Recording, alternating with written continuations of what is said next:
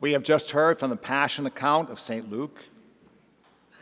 Pondering Jesus' suffering and death leads me, probably all of us, to ask this question: how much are you and I worth? So the world has its way of determining that.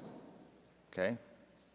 Our physical appearance, our weight, our money, our possessions, our achievements, our status, whatever else.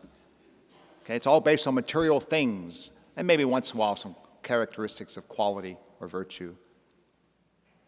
But that all passes away.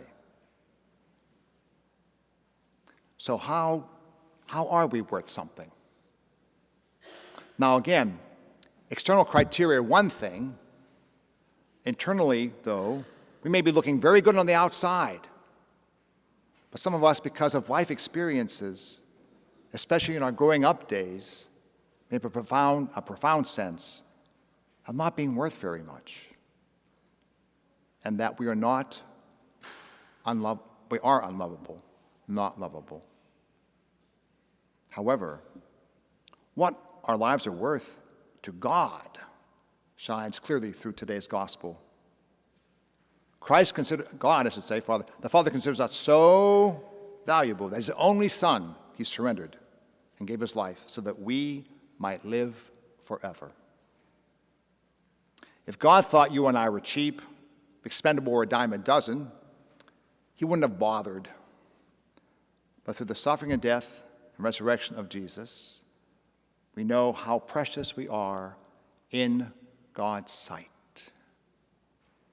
How precious is the Lord Jesus? What value do we place on His life? Judas received 30 pieces of silver to betray Him. That was an intentional insult from the leaders. You paid such a fine for injuring a slave in the Roman Empire. More symbolically, we can read in Matthew's gospel, not today, that an unnamed woman will anoint the head of Jesus with an alabaster jar of costly perfume, although the disciples objected, thinking it should be sold and the money given to the poor. But the point is, they missed the point, okay? Our salvation is won by Jesus offering His human body and soul on the cross to the Father in heaven.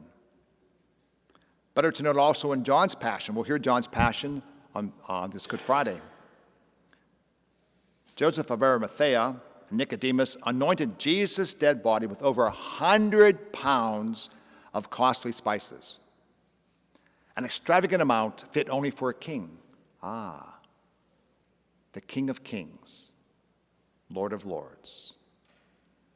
Yes, the very body of Jesus, the very life of Jesus is priceless. He is, after all, the God-man. And if His life is priceless, then how precious and priceless must ours be that He would sacrifice His precious life on the cross for our sake. The cross shows us more than anything else how profoundly we are loved and cherished by our God. So perhaps we have an earthly criteria or criterion to determine our worth, but I know how much we are worth. We are of inestimable value. We cannot estimate in God's eyes how valuable we are. Let us live in that truth. Let this Holy Week bring that point home from the head to the heart. We are that precious, cherished, and valuable to our God. And let us share such good news with those we meet on life's journey. May your celebrations and my celebrations of the solemn liturgies of Holy Week and Easter lead us to see Jesus more clearly, love Him more dearly, and follow Him more completely.